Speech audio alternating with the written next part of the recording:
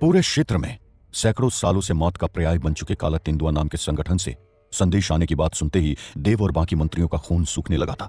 साथ ही उस लड़की से पूरा संदेश जानने के बाद अब देव और बाकी मंत्रियों की हैरानी की कोई सीमा नहीं थी।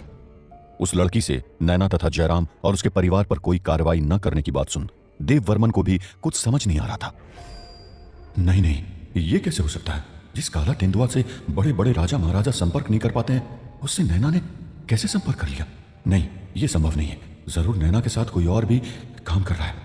इतना सोचने के साथ ही देव वर्मन के दिमाग में पहला नाम जयराम का ही आता है। उस लड़की के धमकी भरे संदेश को सुन एक ओर जहां सब लोग शांत थे, वहीं दूसरी ओर मेनका अपने गुस्से पर काबू नहीं रख पाती है। वो अपने भाई से कहती है, भैया, ये हमारे दादाजी को मारने वाली और आपको नुकसान पहुंचाने वाली को माफ करने की बात कर रही है। इसे समझा दो, चाहे कोई भी बल आ जाए, वो नैना नहीं बचेगी। हम उसे मारकर ही दम लेंगे। अपनी बहन की इन बातों को सुन देव तुरंत उसे चुप कराता है। शांत शांत हो जाओ मेनका, हम इस बारे में बाद में बात करेंगे। देव अभी अपनी बात पूरी करता उससे पहले ही वो लड़की बीच में बोलते हुए कहती है, युवराज देव, इसकी जुबान को काबू में रखिए, वरना समझाने के लिए कुछ नहीं बचेगा। इतना कह वो लड़की अपनी तिरछी निगाहों से मेनका की ओर देखती है। वो लड़की जितनी ज्यादा खूबसूरत थी, उसकी कातिल तिरछी निगाहें लोगों के भीतर उतना ही खौफ पैदा कर रही थी। उस लड़की को गुस्सा होते देख वहां मौजूद हर शख्स की आंखें झुक गई थी। कोई भी उससे नजरें नहीं मिला पा रहा था। सभी लोगों की झुकी हुई नजरों के बीच ही वो लड़की एक बार फिर से उस इमारत की खिड़कियों पर खड़ी होती है और नीचे छलांग लगा देती है। काला तेंदुआ दल के हत्यारे और उसके फरमान को सुनने के बाद देव और वहां मौजूद बाकी सभी मंत्रियों की भी हालत खराब हो गई थी। उस लड़की के वहां से जाने के बाद उनमें से एक मंत्री देव से कहता है, अगर काला तेंदुआ का आदेश आ गया तो उसकी खिलाफत कोई नहीं कर सकता। हमें महाराज की मौत को भुलाना ही होगा। इस मंत्री की बात पूरी होने के साथ ही दूसरा मंत्री कहता है, हम किसी भी बाहरी के प्रभाव में आकर अपना फैसला नहीं बदल सकते हैं। हमारा फैसला अपनों की मौत का बदला लेने से जुड़ा है। हम पीछे नहीं हट सकते हैं। काला तेंदुआ संगठन की उस लड़की के आने के बाद अब आधे मंत्री नैना को सजा देने तो आधे उसे माफ करने की मांग कर रहे थे। उधर ये सब सुनकर वहीं बैठे देव वर्मन का खून तो खौल रहा था, लेकिन वो किसी तरह खुद पर काबू रखता है। मंत्रियों की बहस बढ़ती ही जा रही थी। तभी सेनापति अमात्य बीच में बोलते हुए कहता है, बस बस, बहुत हो गया। हम सबको अभी आपस में लड़ने की जरूरत नहीं है। काला तेंदुआ संगठन के फरमान का क्या करना है, इसका भी निर्णय स्वयं सम्राट विरधव्रत ही लेंगे। अमात्य की इन बातों से वहां थोड़ी शांति होती है। शांति होने के बाद अमात्य खुद ही कहता है, हम सब यहां से चलते हैं। युवराज देव वर्मन को भी आराम की जरूरत है। अमात्य की बातों को सुनने के बाद सभी मंत्री वहां से शांतिपूर्वक ढंग से निकल जाते हैं। मंत्रियों के जाने के तुरंत बाद ही देव अपनी बहन मेनका को कमरे का दरवाजा बंद करने के लिए कहता है। दरवाजे के बंद होने के साथ ही देव मेनका को अपने पास बुलाता है और उससे कहता है, मेनका, ये काला तेंदुआ संगठन का फरमान, ये सम्राट का फैसला, मुझे सब बस इनका नाटक लग रहा है। मुझे नहीं लगता हमारी बहन तक हमारी बातें पहुंच रही है। कुछ न कुछ तो बीच में जरूर पक रहा है। तुम खुद वत्सला शहर जाओ और हेमा दीदी से मिलो, उन्हें सारी बात बताओ और नैना की मृत्यु को पक्का करो। मेनका देव की बातों को सुन उससे कहती है, लेकिन भैया, काला तेंदुआ का क्या? इसके बारे में जानकर कहीं दीदी ने अपना फैसला बदल लिया तो फिर हम क्या करेंगे? अपनी बहन की बातों को सुन देव थोड़ी देर तक कुछ सोचता है और फिर कहता है, तुम किसी को भी ना इसके बारे में मत बताना। ये हमारे पक्ष के लोगों को कमजोर करेगा। तुम चाहती हो ना पिताजी को हमें देखकर गर्व हो, तो हमें किसी भी हाल में दादाजी की मौत का बदला लेना होगा। हेमा हमारी बहन तो है, लेकिन वो अब दूसरी खानदान की बहू भी है। सच्चाई सामने आने के बाद उसका मन बदल सकता है, इसलिए उसे काला तेंदुआ के संदेश के बारे में बिल्कुल मत बताना। देव वर्मन अपनी बहन मेनका को इस बारे में समझा ही रहा था। तब तक वहां नैना की चचेरी बहन और अमात्य की दूसरी पोती हिना पहुंच जाती है। देव के पास पहुंचने के साथ ही हिना उससे जाकर लिपट जाती है। देव, देव, ठीक तो तुम? देव, देव, मैं वही थी, लेकिन तुम्हारी मदद नहीं कर पाई। मुझे माफ कर दो देव, मुझे माफ कर दो। हिना को खुद से यूं लिपटते देख देव उसे अपने से अलग करता है। कोई बात नहीं हिना, वो लड़ाई मेरी थी। तुम्हारी बहन नैना ने आज एक नई लकीर खींच दी है। उसकी वजह से मेरे दादाजी मारे गए और अब मैं उसकी मौत का कारण बनूंगा।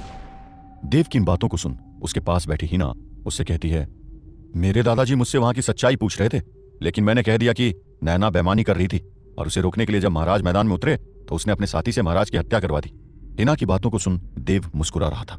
वो अपनी बहन मेनका से कहता है, तुम वत्सला स्थित राजमहल में दीदी के पास जाने की तैयारी करो।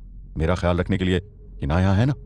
देव से इतना सुनते ही हिना भी खुश होते हुए कहती है, हाँ हाँ, मैं यहीं हूं। देव और हिना की बातों को सुन मेनका वहां से निकल जाती है।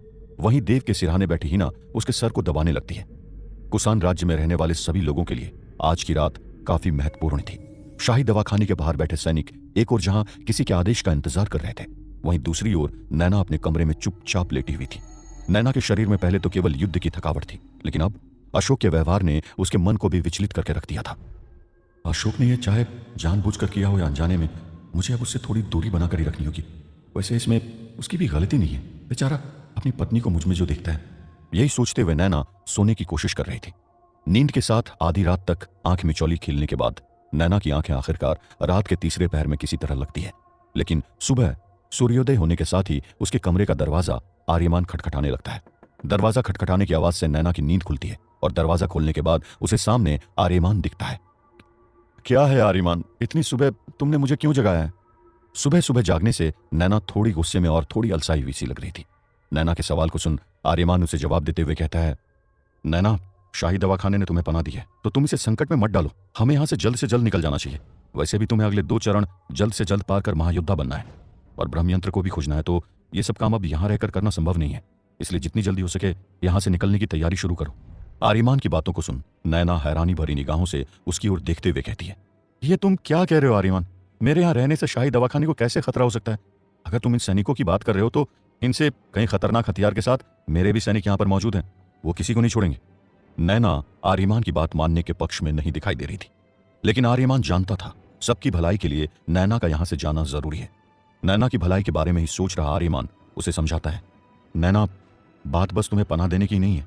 सोचो, जब सबको पता चलेगा तुम अपनी एक सेना बना रही हो तो सब क्या प्रतिक्रिया देंगे? उस वक्त कोई चाहकर भी तुम्हें नहीं बचा पाएगा।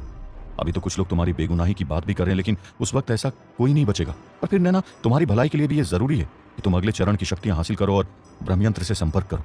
ये सब यहां से संभव नहीं है, इसलिए हमारा यहां से चलना बेहद आवश्यक है। बस अगले कुछ दिनों तक हमें यहां से दूर रहना होगा, फिर तुम्हें अपने हिसाब से जो करना है ना वो करना। आर्यमान की बातें अब धीरे धीरे नैना के समझ में आ रही थी, लेकिन उसके दिमाग में कुछ सवाल भी घूम रहे थे।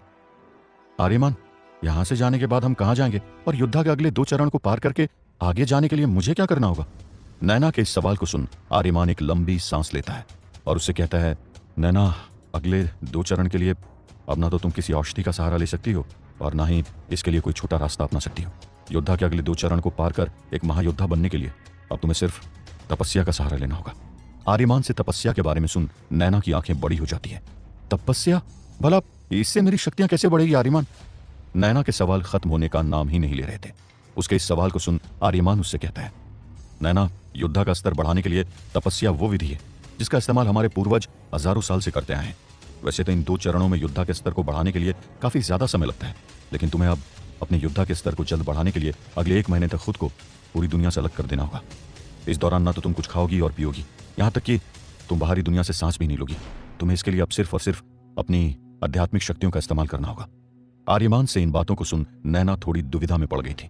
नैना को यूं दुविधा में देख आर्यमान उससे कहता है, अगर तुमने इस रास्ते को नहीं अपनाया नैना तो तुम्हें अब आगे बढ़ने में सालों साल लग सकते हैं। फैसला तुम्हारा है। आर्यमान की इस बात को सुन नैना गहरी सोच में डूब गई थी। अपनी शक्तियों को बढ़ाने के लिए क्या आर्यमान के तरीके को अपनाएगी नैना, या वो करेगी सालों साल इंतजार? क्या होगा जब ओम व्रत की पत्नी और देव की बड़ी बहन हेमा को पता चलेगा अपने दादा के हत्या के बारे में? क्या वो कर देगी नैना पर हमला, या ओम व्रत का बिछाया जाल नैना को फंसाने में हो जाएगा कामयाब?